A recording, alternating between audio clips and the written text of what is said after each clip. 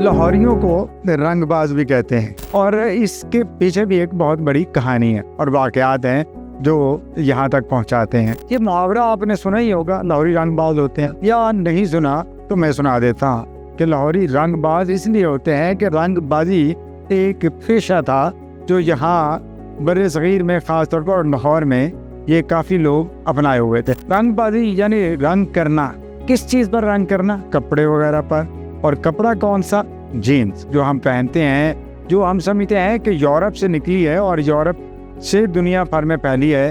تو اس کے پیچھے یہ بھی حقیقت ہے کہ اس کے اوپر جو رنگ چڑھا ہے وہ لاہوری رنگ ہے.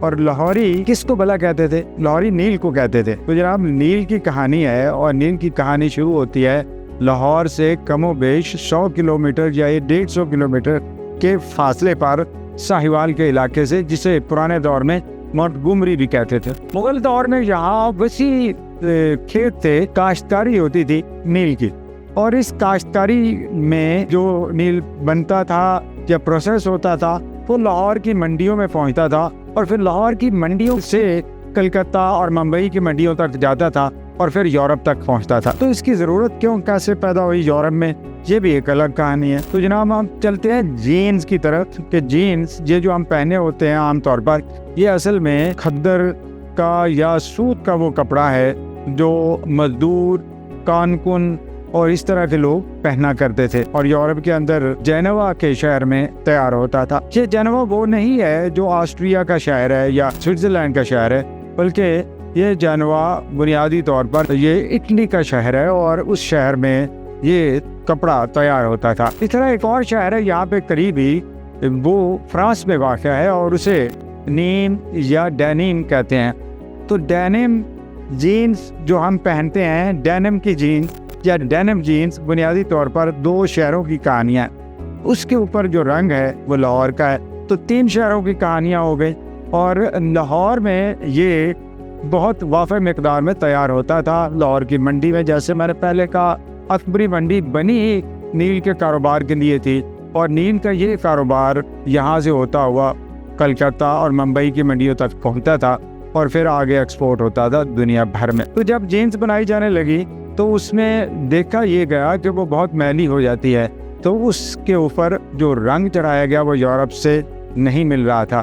اسے ڈھونڈنے کے لیے پرتگیز اور بہت سارے کمپنیاں یہاں پہ آئیں, اور انہوں نے یہاں پہ تلاشا اور یہاں سے لے کر گئے. یہ کافی پاپولر کاروبار تھا, اور لاہور کی ترقی اور لاہور کی خوشحالی کا ایک بڑی وجہ بھی تھی.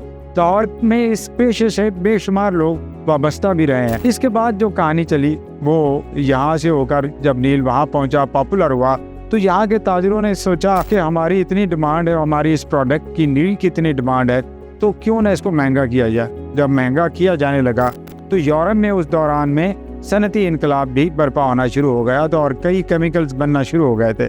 تو پھر یورپ میں اس سے سستا اور آسان کیمیکل بننا شروع ہو گیا, اور جو آج استعمال ہوتا ہے جو وہ نیل اور لاہوری رنگ جو نیلا رنگ تھا وہ وہاں پہ پہنچنا بند ہو گیا.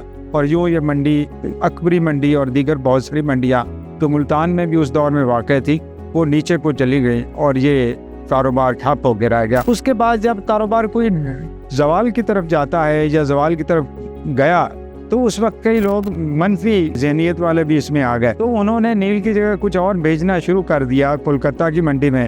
تو کلکتہ والوں نے لاہوریوں کو رنگ باز کہنا شروع کر دیا. تو یوں یہ ٹرم جو رنگ سازی سے نکلی تھی رنگ بازی کی طرف چلی گئی, اور رنگ بازی جو ہے وہ ایک منفی ایک طرح کا یا ایک مزاح کا ایلیمنٹ یا طنز کا ایلیمنٹ اس میں شامل ہو گیا ان لاہوریوں کے کردار کی وجہ سے, کہ جو ان دنوں اس کاروبار سے وابستہ تھے, کہ انہوں نے اصل رنگ دینے کی بجائے اس رنگ میں کچھ ملاوٹ کر دی, اور وہ رنگ پھر بدنامی کا باعث بھی بنا. تو یہ ہے جناب چھوٹی سی کہانی نیل کی. اور اس بارے میں ہمیں پتہ کیسے چلا؟ کم از کم 6 رائٹرز ہیں اس دور کے جنہوں نے ہمیں اس بارے میں یا جن کی ذریعے سے ہمیں معلومات ملی.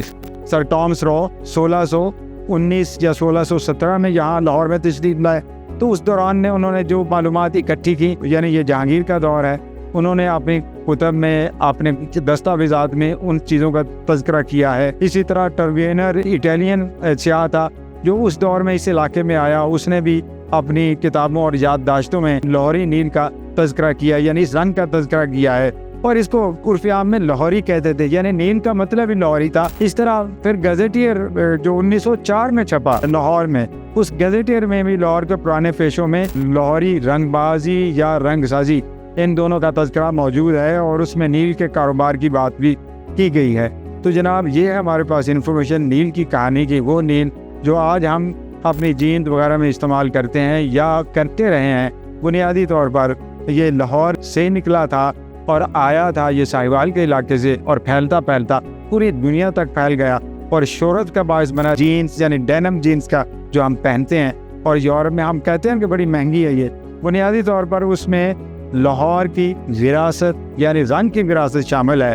امید ہے یہ آپ کو پسند آیا ہوگا، اور اس طرح کی ویڈیوز ہم بناتے رہیں گے۔ آپ ہمارے ساتھ جڑے رہیے، یعنی روہی نیوز کے ساتھ جڑے رہیے، اور میں ہوں رضا کرن۔